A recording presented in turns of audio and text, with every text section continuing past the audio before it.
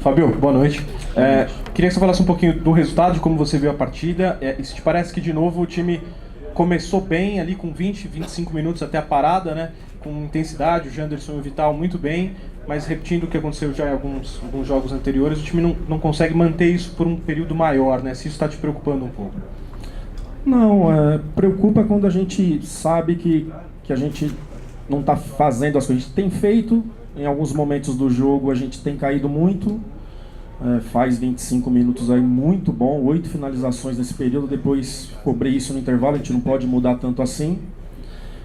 Depois de uma sequência aí de alguns jogos, a gente perdeu, né? Depois voltamos com atitude para o segundo tempo, time querendo, aguerrido, não dá para técnico assim do Corinthians pedir motivação, essas coisas, isso eu cobrei muito agora no final. Acho que técnico de time grande tem que se preocupar com parte tática, com outras coisas. A gente voltou com uma outra postura, arrisquei e mesmo assim não nos ofereceu perigo, né, de colocar 2 atacantes, trazer o Matheus Vital com o Jadson para virar armadores e sair com mais um passe mais qualificado, mas infelizmente a gente não conseguiu empatar.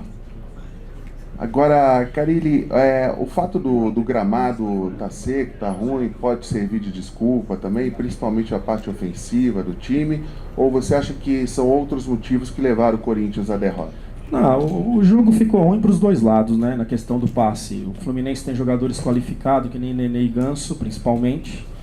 Então o campo é ruim para os dois, a gente precisava de uma atitude, de um comprometimento melhor, como foi o início do jogo.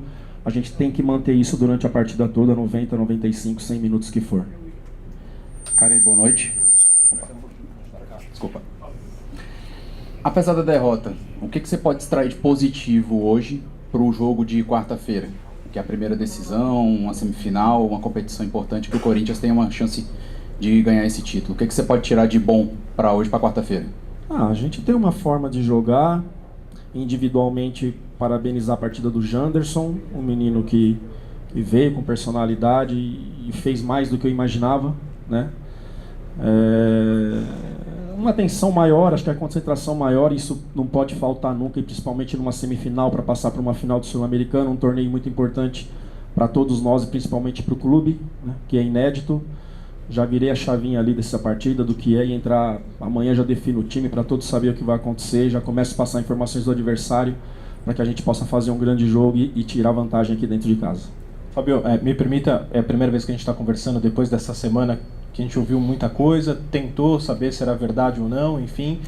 Eu queria te ouvir sobre esse suposto empresário que tinha uma procuração ou uma carta de interesse, que em algum momento se tornou proposta para alguns. Eu queria saber se chegou alguma coisa para você, não chegou. Explica um pouquinho essa história para a gente ouvir o seu lado, se alguém te procurou ou não, se ficou isso só por parte da imprensa e desse suposto empresário. Muitas pessoas da imprensa perguntaram, e essas pessoas que perguntaram deram a informação certa. Esse tipo de carta que aparece através de intermediário chega toda hora para os meus empresários. Toda hora. Graças a Deus, assim, e por respeito, os meus empresários sempre recebem essas pessoas, e daí sim, não, enfim, mas sempre recebe, que é o Paulo Pitombeira, Marcelo Pettinati, sempre chega. A primeira procura por essa pessoa, por mim, aconteceu dia 5 de julho.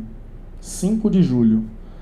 E falei, obrigado, não falo nem que sim, nem que não, quero ouvir, não falo nada, mando procurar meus empresários, e de repente agora essa semana apareceu essa carta, né?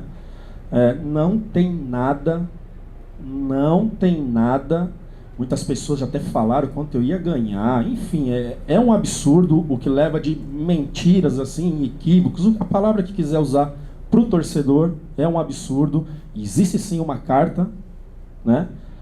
Para ser sincero, do jeito que ficou, fui atrás para saber com os meus empresários, tem a carta, como tem um monte, como chega sempre, né? Desde da semana do jogo do Grêmio, que a gente ganhou de 1-0 em Porto Alegre, gol do Jadson em 17, sempre chegou muitas coisas. Algumas eu falei, outras meus empresários nem passou, depois que eu encontro com ele passa a situação, para me deixar a par de tudo, né? É isso, uma carta de interesse para abrir conversa, nada mais. Nem sei se vai ter conversa, nem sei se vai ter uma proposta oficial, simplesmente é uma carta. Carille, você falou já sobre o gramado. mas ali naquela parte onde o Cássio ficou no primeiro tempo estava pior ainda. No início a gente viu funcionários do estádio jogando areia, enfim.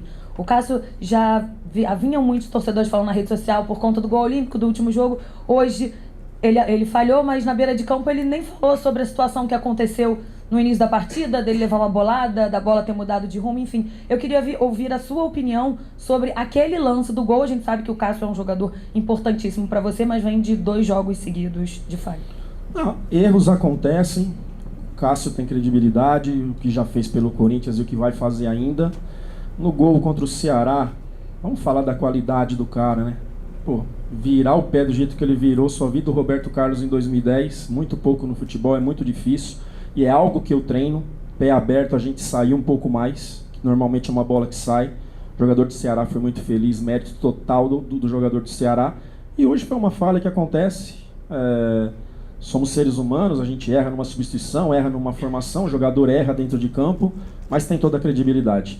A questão do campo ali da areia é uma bola que acho que nem pegou no chão, não vi ainda. Acho que ela foi no alto, né? Uma falha técnica, coisa que acontece. Carille, você poupou alguns jogadores para essa partida, único e exclusivamente por causa do jogo decisivo da Sul-Americana. Se não houvesse esse jogo, você não teria poupado, foi pensando mesmo na Sul-Americana, e agora você disse que virou a chavinha. É a prioridade do Corinthians conquistar a Sul-Americana? Não, pelo empenho do nosso segundo tempo aqui, a gente mostra que a prioridade não é a Sul-Americana. Lutamos bastante, tentamos buscar um empate, não conseguiu. O Manuel vinha se queixando de uma dor na coxa, né? Até sexta eu só tinha o Gil, o Manuel para a Sul-Americana e o menino João, por isso a volta do Marlon, que a gente conseguiu escrevê-lo, um jogador mais experiente se caso eu precisar. O Bruno eu não posso usar. Então o Manuel mesmo em outras situações, não quero jogar, se colocou. Dessa vez ele mesmo acho que é melhor ficar fora, porque é uma coisa que estava incomodando, é um jogador muito forte, né? Então foi pensando nas duas situações, sim. A gente procurou saber a umidade do ar, procurou saber tudo, porque o nosso adversário da Sul-Americana jogou quarta e só vai jogar quarta, e depois só faz o jogo contra nós outra vez. Não teve jogo esse final de semana e não vai ter na outra. Então procurei mesclar, né? A resposta em certos momentos do jogo foi até boa, diferente de quanto o Avaí, que eu tirei 8 de uma vez, agora tirei 4, né? E a resposta do time assim foi boa. Infelizmente a gente saiu derrotado. Fábio, esse foi o último jogo do primeiro turno. Eu queria saber um balanço seu dessas 19 primeiras rodadas do Corinthians, e agora são 10 pontos de diferença para o Flamengo. É possível buscar? Falando das 19 rodadas, até a parada da Copa América a gente teve muita dificuldade para jogar, como foi o Paulista também. Nosso primeiro semestre até ali foi muito difícil, mas esperado pela situação de uma formação nova de equipe. A gente usou muito os 20 dias ali da pré-temporada para preparar. Então agora tem uma cara de time, tem um entendimento melhor de todos os atletas, o que tem que fazer com bola e sem bola, né? A gente virou o turno com 14 pontos de diferença em 17, e ali no fim a gente meio que enroscou, e aquele jogo contra o Palmeiras foi fundamental para a gente arrancar ali com mais 3 vitórias, Atlético, Avaí e Fluminense, conquistar o título, 4 vitórias seguidas, né? Tem muita coisa para acontecer, é claro que fica cada vez mais difícil, quando seus adversários da frente ganham e você não, fica mais difícil, mas tem muita coisa para acontecer em 19 rodadas. Fabio, no seu processo de mudar a chavinha, queria te perguntar o quanto que te incomoda essa derrota, que é uma coisa tão rara para o time, tão consistente, o time que menos sofre gols, foi só a terceira no Brasileiro, e o fim dessa invencibilidade, né, que o Corinthians estava carregando depois da Copa América. Eu não sou de trazer muito para o meu grupo a questão da invencibilidade. Eu procuro tratar cada jogo. Hoje foi mais um jogo, infelizmente a gente perdeu. Agora foco total na quarta-feira, em questão de atrapalhar alguma coisa para quarta. Não acredito em nada que possa atrapalhar o que vai ser nosso jogo, que vai ser nossa busca para fazer essa vantagem em casa. Obrigado.